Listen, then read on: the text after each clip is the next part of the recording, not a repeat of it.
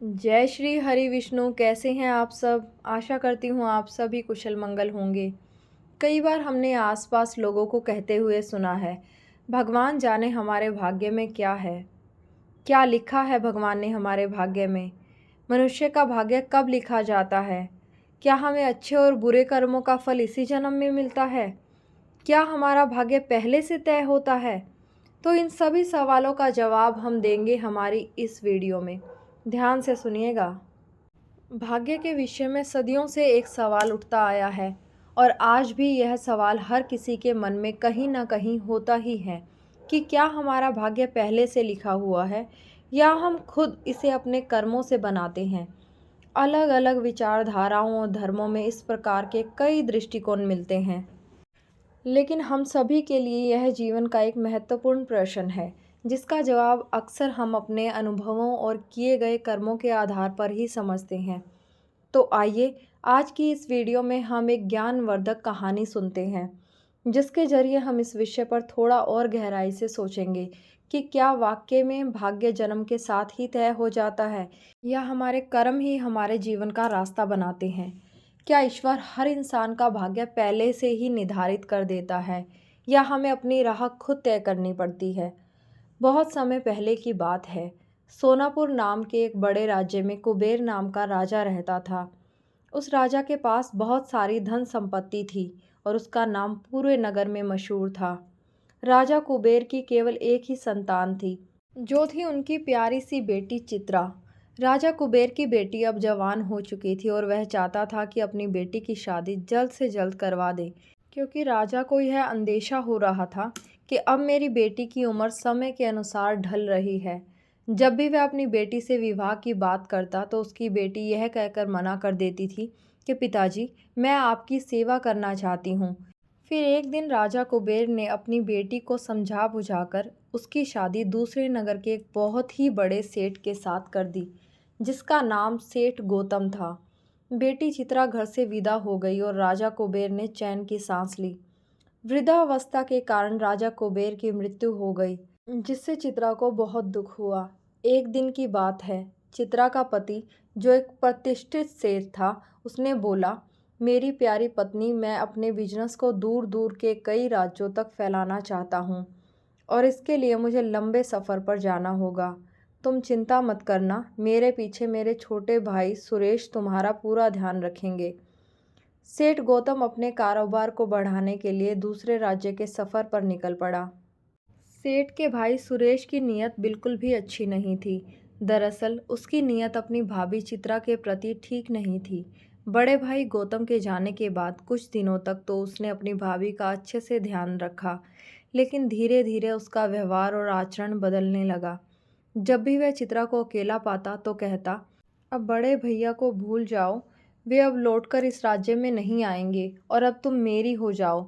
चित्रा ने उसकी गंदी बातें सुनकर उसे नौकरों से कहकर अपने देवर सुरेश का हवेली में आना जाना बंद करवा दिया। तब सुरेश ने इस अपमान का बदला लेने के लिए एक योजना बनाई। उसने चित्रा के घर में काम करने वाली एक दाई की सहायता से चित्रा की वह अंगूठी, जो उसे शादी के दिन उसके पति सेठ गौतम ने पहनाई थी, उस अंगूठी को चोरी करवा लिया। सुरेश ने वह अंगूठी एक नौकर को दी और कहा, तुम इसे लेकर राज दरबार में जाओ और कहो कि यह अंगूठी चित्रा ने तुम्हें दी है और वह तुमसे बहुत प्रेम करती है। उस समय की परंपरा के अनुसार किसी महिला द्वारा अपनी शादी की अंगूठी किसी गैर मर्द को देना एक बहुत ही बुरी बात मानी जाती थी। सुरेश के कहे अनुसार उस नौकर ने राजा के दरबार में जाकर वह अंगूठी राजा को दिखाई। इस पर राजा सहित दरबार में बैठे सभी सदस्यों ने मान लिया कि चित्रा ने अपने पति के साथ धोखा किया है। उस राज्य के कानून के मुताबिक राजा ने तुरंत सिपाहियों को भेजकर चित्रा को गिरफ्तार करने का आदेश दिया। चित्रा ने अपनी बेगुनाही के लिए राजा से बहुत प्रार्थना की, पर किसी ने उसकी बात नहीं मानी। उसी समय उस राज्य से निकाल देने का दंड दे दिया गया। राज्य के सिपाही चित्रा को पकड़कर किसी दूसरे राज्य के बाहर एक घने जंगल में छोड़ आए। अंधेरा काफ़ी हो चुका था। चित्रा पूरे दिन भूखी प्यासी तड़प रही थी। वह जंगल में एक पेड़ के नीचे बैठ गई। देर बेचैनी और भूख प्यास के कारण वह बेहोश हो गई। कुछ देर बाद एक डाकू घोड़े पर सवार होकर वहां से गुजर रहा था। उसकी नज़र जब अचानक उस बेहोश चित्रा पर पड़ी तो उसने चित्रा को उठाकर अपने घोड़े पर बिठा लिया और घोड़े को दौड़ाते हुए वह उसे अपने अड्डे पर ले गया। अब चित्रा को होश आया तो उसने डाकू से पूछा, मैं कहाँ पर हूँ और आप कौन हैं? डाकू ने कहा, सुनो लड़की, तुम अब बिल्कुल मत डरो, तुम यहाँ पर बिल्कुल सुरक्षित हो। उस घर में डाकू के अलावा उसकी पत्नी और एक 5 साल का बेटा भी था।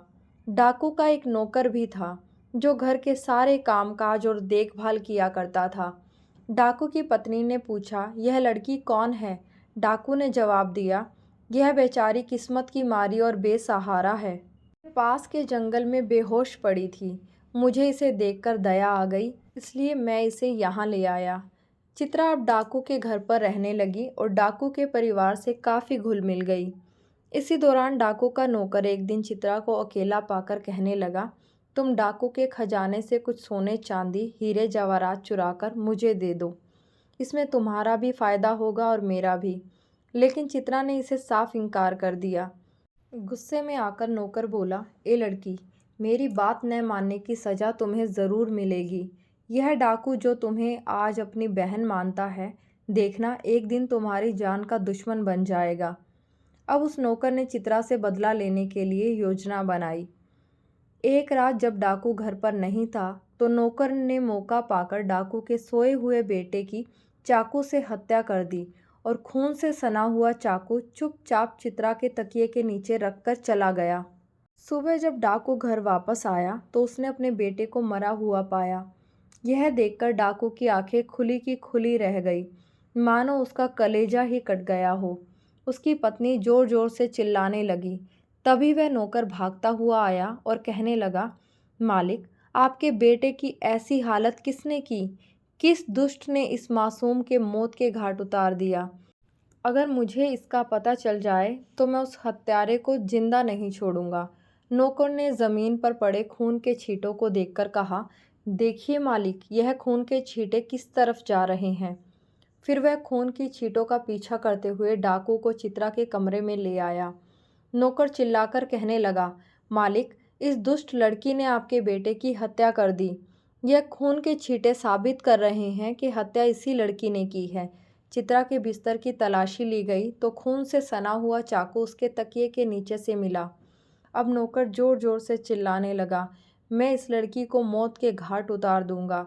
डाकू ने उसे रोका और चित्रा से पूछा, तुमने मेरे बेटे को क्यों मारा? चित्रा ने जवाब दिया, परमात्मा जानता है कि मैं पूरी तरह से बेकसूर हूँ। मैंने आपके बेटे को नहीं मारा।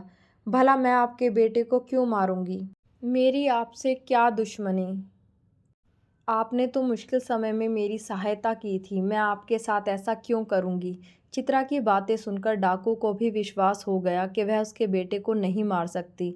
लेकिन डाकू की पत्नी कहने लगी, अब जो भी हो, यह लड़की मेरी आंखों के सामने नहीं रह सकती, वरना मैं जीते जी मर जाऊंगी। या तो इस घर में अब यह लड़की रहेगी या फिर मैं। तब डाकू ने चित्रा से कहा, देखो बहन, एक बार तो मैं मान सकता हूँ कि तुमने मेरे बेटे को नहीं मारा, लेकिन अब तुम इस घर में नहीं रह सकती, तुम्हें इस घर को छोड़कर जाना होगा। फिर डाकू ने 500 अशरफियों से भरी हुई एक थैली चित्रा को देते हुए कहा, तुम यह धन अपने पास रख लो, यह तुम्हारे बुरे समय में काम आएगा, क्योंकि मैं तुम्हारी हालत समझ सकता हूँ। चित्रा कहने लगी, मुझे धन की कोई आवश्यकता नहीं है, मैंने अपने पिता के घर में भी बचपन से ही बहुत धन देखा है। पर डाकू कहने लगा, नहीं बहन, किसी भी बुरे समय में यह तुम्हारे काम आएगा, इसलिए तुम इसे रख लो। चित्रा ने वह थैली अपने पास रख ली और कहने लगी, मैं ईश्वर से प्रार्थना करूंगी कि एक ना एक दिन आपको उस हत्यारे के बारे में मालूम पड़ जाए कि मैंने आपके बेटे की हत्या नहीं की है। इतना कहकर चित्रा वहाँ से मायूस होकर चली गई।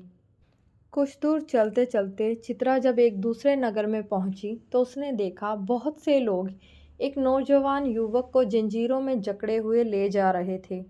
लोगों से पूछताछ करने पर पता चला कि उस युवक ने कई लोगों से कर्ज ले रखा है और अब वह उसे वापस नहीं कर रहा। इसी कारण लोग उसे दंड देने के लिए जंजीरों में बांधकर ले जा रहे हैं। चित्रा ने कहा, इस युवक का कितना कर्जा है? वहाँ के लोगों ने बताया कम से कम 500 सोने की अशरफियाँ। वह कहने लगी, अगर मैं इसका कर्ज चुका दूँ तो क्या आप लोग इसे छोड़ देंगे? वे लोग बोले, हाँ, हम इसे छोड़ देंगे। तब चित्रा ने अपने पास जो अशरफियों की थैली रखी थी वह उन लोगों को दे दी और उस युवक को छुड़वा लिया। यह देखकर लोग हैरान थे कि आखिर यह दयालु स्त्री कौन है जिसने एक अनजान व्यक्ति को इस मुश्किल से बाहर निकाला। चित्रा चुपचाप लोगों की नज़रों से बचते हुए वहां से चली गई। अभी वह कुछ दूर ही पहुंची थी कि वह नौजवान जिसे उसने बचाया था दौड़ता हुआ उसके पास पहुंचा और चित्रा को लगा कि वह उसका शायद धन्यवाद करने आया है। लेकिन वह कहने लगा, क्या तुम्हारे पास और भी धनराशि है? मुझे इसकी बहुत ज़रूरत है। वह चित्रा की तरफ झपट पड़ा। यह देखकर चित्रा घबरा गई और जल्दी से वहाँ से भाग निकली। भागते भागते वह काफ़ी दूर निकल आई और थक कर एक पेड़ के नीचे बैठ गई। इधर वह युवक उसका पीछा करते हुए एक मुसाफिर के पास गया और कहने लगा, हुजूर, वह जो सामने लड़की बैठी है वह मेरी नौकरानी है जिसे मैंने 500 अशरफियों में ख़रीदा था। अगर आप मुझे 500 अशरफियाँ देंगे तो मैं उसे आपके हवाले कर सकता हूँ। मुसाफिर ने जब चित्रा की सुंदरता देखी और वह उस पर मोहित हो गया, उसने तुरंत 500 अशरफियाँ निकालकर उस नौजवान युवक को दे दी और कहा, ठीक है, आज से यह मेरी हुई। इतना कहकर वह मुसाफिर चित्रा के पास गया और उसका हाथ पकड़कर अपने साथ ले जाने लगा। चित्रा ने पूछा, तुम कौन हो और मुझसे क्या चाहते हो? मुसाफिर ने कहा, चुपचाप मेरे साथ चलो क्योंकि मैंने तुम्हें 500 अशरफियों में ख़रीदा है। देखो, तुम्हें बेचने वाला वह नौजवान जो थैली लेकर जा रहा है। इसके बाद मुसाफिर ने चित्रा को ज़बरदस्ती उठाया और अपने समुद्री जहाज़ में ले गया। उसने चित्रा को एक कोठरी में बंद कर दिया और चाहता था कि वह उससे शादी कर ले, पर चित्रा इसके लिए तैयार नहीं थी। उसी रात अचानक समुद्र में एक भयंकर तूफान आ गया। तूफान इतना तेज़ था कि जिसके कारण समुद्री जहाज़ पानी में डूबने लगा। चित्रा एक लकड़ी के तख्ते को पकड़कर समुद्र के किनारे की ओर बहने लगी और दूसरी ओर वह मुसाफिर भी एक लकड़ी के तख्ते को पकड़ते हुए किनारे की ओर बढ़ने लगा। किसी दूसरे राज्य में जाकर जब चित्रा को होश आया तो उसने खुद को एक महात्मा की कुटिया में पाया। असल में वह वृद्ध महात्मा चित्रा को वहां से उठाकर अपनी कुटिया में ले आए थे। चित्रा अब उस महात्मा के साथ रहने लगी और वहीं अपना जीवन बिताने लगी।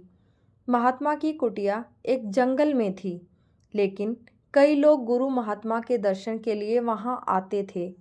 वे कोई साधारण गुरु महात्मा नहीं थे, बल्कि एक अंतर्यामी महात्मा थे। उनके पास एक विशेष मटका था। गुरु महात्मा उस मटके में पानी भरकर और अपने पास रखते थे। जो भी लोग अपने दुख, समस्याएं और रोग लेकर गुरु महात्मा के पास आते, महात्मा उस मटके का पानी उन पर छिड़क देते और अपना आशीर्वाद देकर उन्हें रोग से मुक्त कर देते। इस कारण लोग अक्सर महात्मा के पास राहत पाने तथा अपने दुखों का निवारण करने आते थे। कुछ दिन बीत गए और गुरु महात्मा को अब इस बात का आभास हुआ कि उनकी मृत्यु निकट है। तो उन्होंने चित्रा को वह मटका देते हुए कहा, मेरी मृत्यु के बाद यह मटका तुम अपने पास रखना। मैंने यह मटका अपनी घोर तपस्या के बल पर पाया है। अब इस मटके से तुम लोगों के दुख, समस्याएं और रोगों को ठीक कर सकती हो। इस मटके में पानी भरकर जब तुम लोगों पर छिड़काव करोगी तो उनकी समस्याएं दूर हो जाएंगी और साथ ही उनके सभी दुखों का निवारण होगा।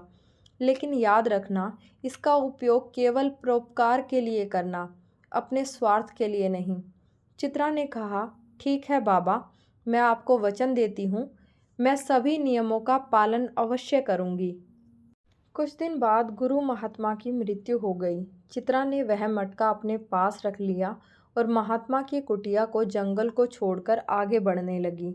सफ़र तय करते हुए चित्रा अब एक ऐसे राज्य में जा पहुंची जहां पर सिर्फ स्त्रियों का ही राज था।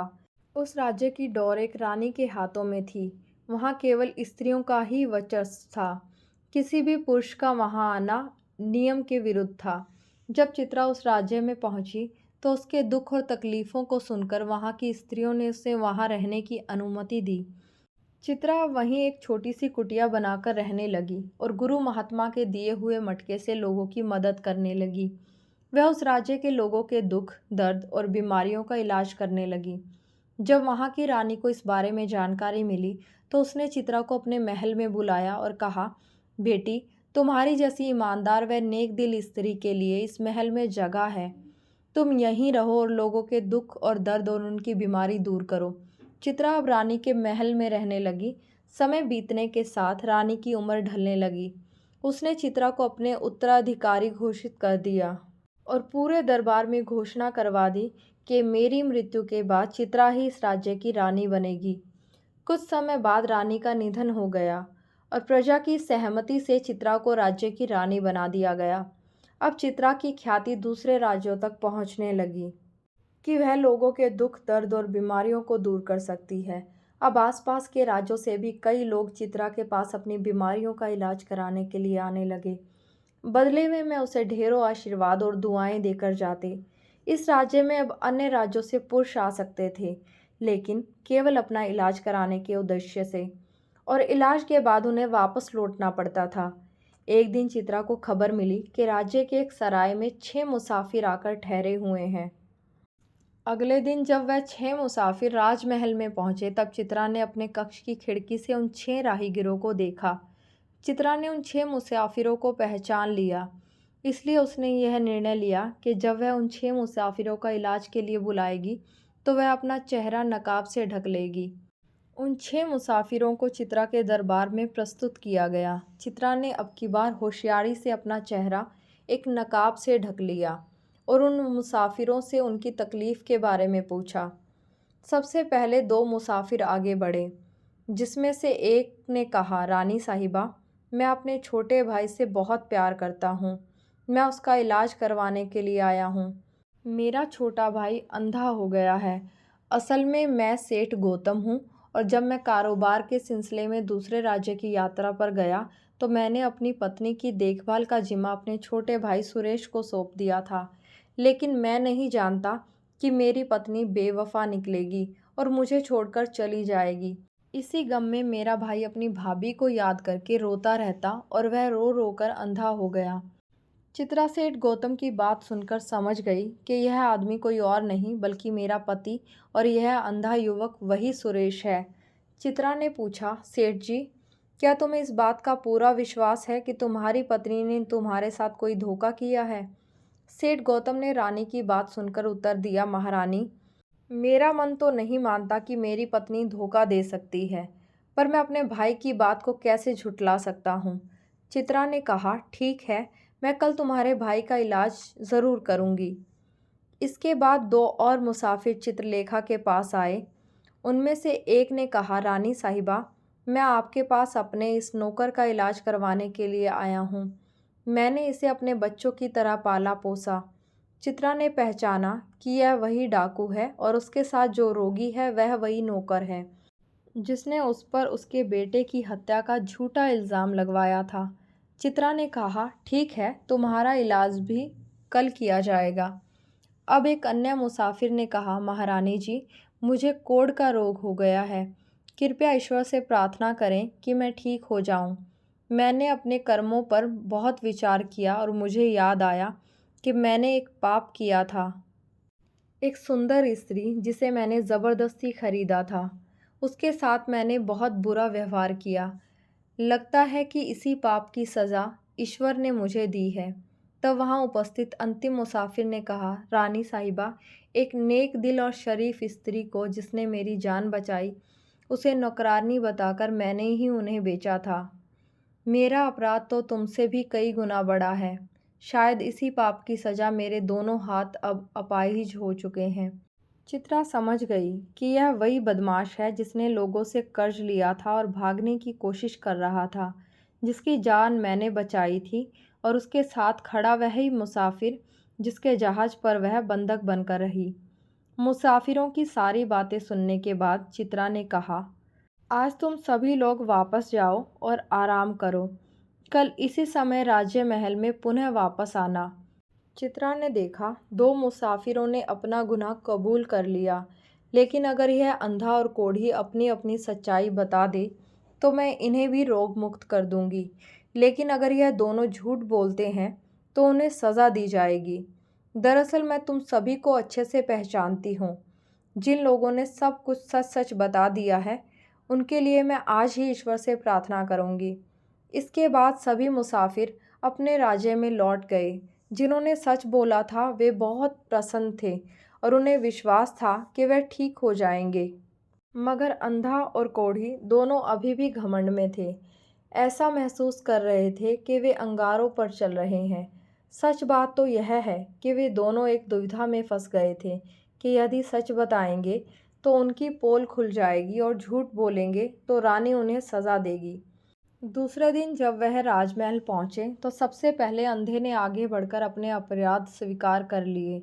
रानी साहिबा, मेरे भाई की पत्नी यानी मेरी भाभी पूरी तरह से बेगुनाह थी। वे सीता माता की तरह एकदम पवित्र स्त्री थी, लेकिन मैंने ही साजिश करके अपनी भाभी को फंसाया था। फिर सुरेश ने सारी बात सच सच बता दी। अभी उसकी बात खत्म नहीं हुई कि उसका भाई आग बबूला होकर उस पर हमला करने के लिए दौड़ा और कहने लगा, रानी साहिबा, मैं तो कहता हूँ कि इस संदेह को ठीक करने की बजाय इसके हाथ पैर भी कटवा दीजिए, ताकि यह किसी स्त्री पर गलत इल्ज़ाम ना लगा सके। इसने मुझ पर और मेरी बेगुनाह प्यारी सी पत्नी पर अत्याचार किए हैं, उसकी सज़ा इसे मिलनी ही चाहिए। इसी तरह जब डाकू के नौकर ने चित्रा की बेगुनाही की बात कही और अपनी बेईमानी की बात स्वीकार की तो डाकू की आंखों में खून उतर आया। वह अपने नौकर की तरफ दौड़ा और कहने लगा, ऐसे दुष्ट बेईमान गद्दार का तो गला ही घोट देना चाहिए। लेकिन चित्रा के आदेश पर सबको अपने गुस्से पर काबू करना पड़ा। चित्रा ने फैसला सुनाया, अब सब लोग अपना अपना अपराध स्वीकार कर चुके हैं, इसलिए मैं सभी लोगों के लिए ईश्वर से प्रार्थना करूंगी और बीमारियों का इलाज करूंगी। इसके बाद चित्रा ने सेठ गौतम और डाकू से कहा, आप दोनों कल रात राजमहल में आए, मैं आप दोनों को दावत देना चाहती हूँ। दोनों ने रानी का धन्यवाद किया और अगले दिन रात को राजमहल में दावत के लिए पहुँचे। चित्रा ने सेठ गौतम से पूछा, क्या आप चाहते हैं कि आपकी शादी हो जाए? सेठ गौतम ने उदास मन से कहा, रानी साहिबा, मैं अपनी पहली पत्नी के अलावा किसी और के बारे में नहीं सोच सकता। चित्रा ने गौतम की आंखों में प्रेम से देखा और कहा, मैं ईश्वर से प्रार्थना करूंगी कि आपकी पहले वाली पत्नी मिल जाए। इसके बाद चित्रा ने डाकू से पूछा, क्या आप चाहते हैं कि आपको एक और बेटा मिल जाए? डाकू ने कहा, रानी साहिबा, ईश्वर के आशीर्वाद से बेटा तो मेरे घर पैदा हो चुका है। मैं तो बस इतना चाहता हूँ कि उस लड़की चित्रा से एक बार फिर मिल सकूँ, ताकि मैं उससे अपनी गलती की माफ़ी मांग सकूँ। चित्रा ने कहा, ठीक है। गौतम और डाकू की बातें सुनकर चित्रा ने अपना नकाब हटा दिया तो सेठ गौतम और डाकू दोनों हैरान हो गए। सेठ गौतम को उसकी पत्नी वापस मिल गई और डाकू को उसकी पहले वाली मुंहबोली बहन मिल गई। इसके बाद चित्रा ने उन दोनों मुसाफिरों की बीमारियों का इलाज कर दिया। अब वह अपने पति के साथ वापस जाना चाहती थी। उसने उस राज्य की देखरेख के लिए वहाँ की स्त्रियों के हवाले कर दिया और खुद अपने पति के साथ वापस लौट गई। जीवन में सच्चाई को स्वीकार करके दूसरों के साथ न्याय करना कितना महत्वपूर्ण है। चित्रा ने अपनी सूझबूझ और दयालुता से सबकी समस्याओं का समाधान किया और उन्हें रास्ता दिखाया। चित्रा राजा की बेटी होते हुए भी अपने जीवन में इतने सारे दुख, दर्द, कष्ट, परेशानियों को झेला, लेकिन उसने कभी हिम्मत नहीं हारी, क्योंकि उसके भाग्य में इतने दुख दर्द मिलने थे, लेकिन अंत में उसे सुख लिखा था जो अपने पति गौतम को पाकर पूरा हुआ। आपने इस कहानी से क्या सीखा? कमेंट करके ज़रूर बताइएगा। अगर कहानी अच्छी लगी हो तो वीडियो को लाइक, शेयर और हमारे चैनल को सब्सक्राइब अवश्य करें। वीडियो देखने के लिए आप सभी का धन्यवाद।